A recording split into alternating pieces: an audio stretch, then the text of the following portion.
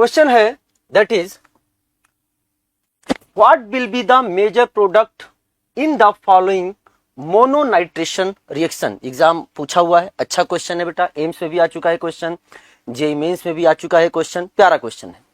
हमें पता है HNO3 कंसंट्रेट H2SO4 हमने ले लिया है और ये क्या होते हैं, दीज आर नाइट्रेटिंग मिक्सचर। और इस नाइट्रेटिंग मिक्सचर से जो हमें इलेक्ट्रोफाइल मिलता है, वो इलेक्ट्रोफाइल है दैट इज NO2+, या इसको लिख सकते हैं हम लोग that is O double bond N double bond O and this is the plus. Nitrating mixture में एक भी क्वेश्चन पूछ लिया जाता है कि ये HNO3 और H2SO4 है, तो प्यारे बच्चों मैं यहीं पे बता देना चाह रहा हूं, एक बार रिवीजन भी हो जाएगा।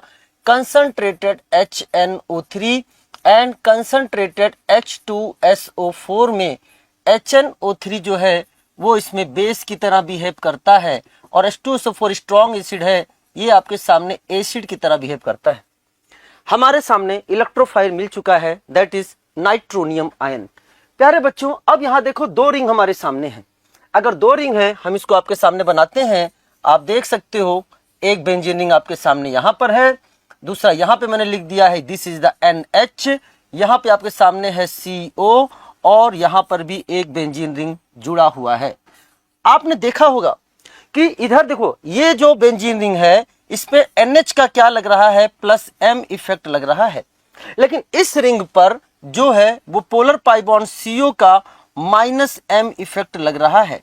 -M इफेक्ट लगने के कारण इस रिंग की इलेक्ट्रॉन डेंसिटी क्या होगी, कम होगी, और इस रिंग की इलेक्ट्रॉन डेंसिटी क्या होगी, ज्यादा होगी। तो जो हमारा मेजर प्रोडक्ट बनेगा उस रिंग के कारण बनेगा जिसकी इलेक्ट्रॉन डेंसिटी ज्यादा है, वह रिंग ज्यादा न्यूक्लियोफिलिक होगा। और यह जो आपके सामने मैकेनिज्म चलने जा रही है SEAR, सब्स्टिट्यूशन इलेक्ट्रोफिलिक इन एरोमेटिक कंपाउंड, या बोल सकते हैं इलेक्ट्रोफिलिक एरोमेटिक सब्स्टिट्यूशन रिएक्शन या इलेक्ट्रोफिलिक सब्स्टिट्यूशन रिएक्शन।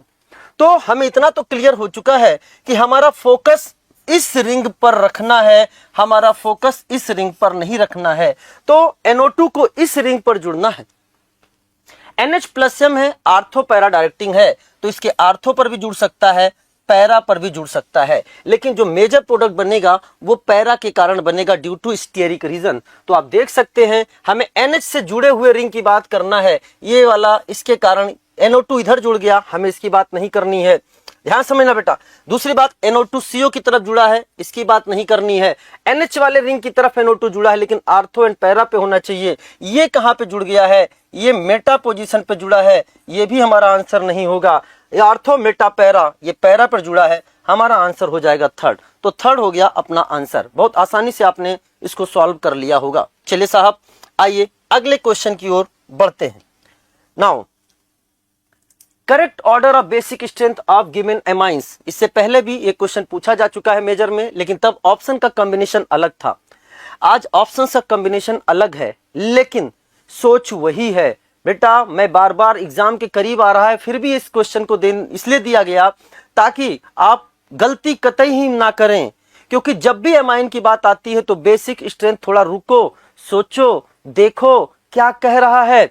उसने एक्वस फेज और गैसियस फेज की बात करी है, तो ये चीजें आपको ऑलरेडी डिस्कस करी जा चुकी हैं कि अगर आपके सामने गैसियस फेज या नॉन पोलर सॉल्वेंट की बात होती है प्यारे बच्चों, तो आपके सामने जो आंसर आता है वो किसके थ्रू आता है, वो आपका इंडक्टिव इफेक्ट के थ्रू आता है, इंडक्टिव इफेक्ट के थ्रू आता है।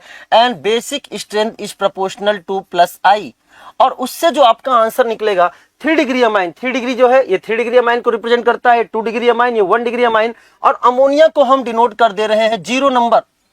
तो जो हमारा ऑर्डर आता है डिक्रीजिंग ऑर्डर 3 2 1 0 कब आया प्यारे बच्चों, जब गैसियस फेज या नॉन पोलर सॉल्वेंट है। लेकिन अगर एक्वस फेज है, if nothing is mention also, if nothing mention then consider aqueous phase, अगर एक्वस फेज वो कह देता है या अगर वह फेज के बारे में बात नहीं करता है, बाय डिफॉल्ट हमें एक्वस मानना है, वहां केवल इंडक्टिव इफेक्ट नहीं बेटा, even that more than one factor, inductive effect भी, सॉल्वेशन फैक्टर जो कि H बॉन्डिंग के कारण हो रहा है वो भी, और स्टेरिक हिंड्रेंस फैक्टर वो भी, तीनों मिलकर रिजल्टेंट बेसिक स्ट्रेंथ को डिसाइड करते हैं।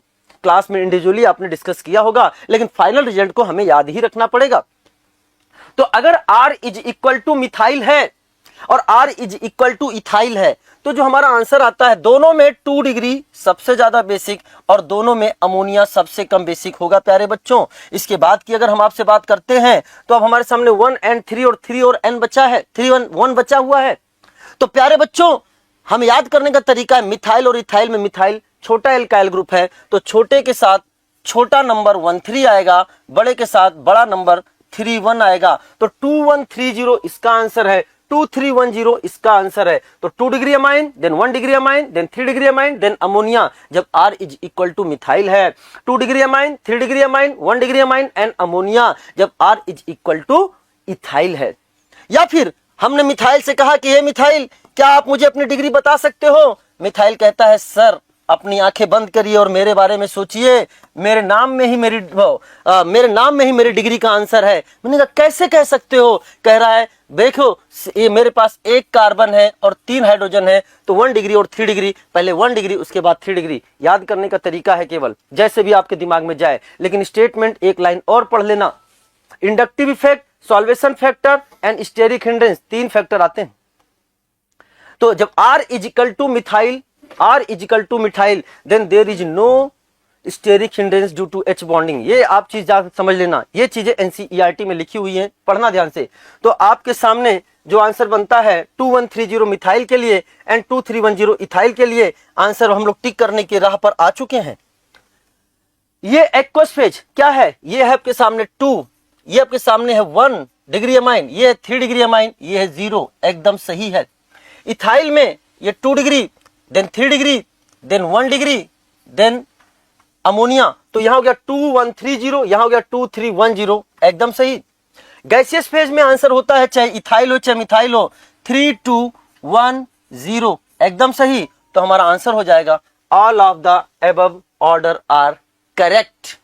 समझ में आया बेटा? तो चीजें हैं, आपको पता है, इतनी बार क्वेश्चन पूछा जा चुका है कि अब आपसे गलती होने की संभावना भी नहीं होगी। नेक्स्ट क्वेश्चन अगर हम आपसे पढ़ते हैं, इसको रिवीजन कर लेना। NCERT की लाइन लिखी हुई है जो कि मैंने आपके सामने लाकर रख दी।